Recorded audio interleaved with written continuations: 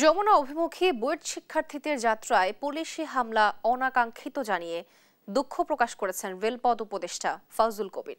বুধবার রাতে রেল ভবনে প্রকৌশল শিক্ষার্থীদের সঙ্গে বৈঠক শেষে এ দুঃখ প্রকাশ করেন তিনি।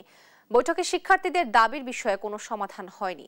বৃহস্পতিবার ফের অংশীজনদের সঙ্গে বৈঠক করে সিদ্ধান্ত নেওয়ার কথা জানান রেলপথ উপদেষ্টা। এর আগে সন্ধ্যা 7:30টায় আন্দোলনরত শিক্ষার্থীদের সঙ্গে বসে দুই উপদেষ্টা বৈঠকে বসে।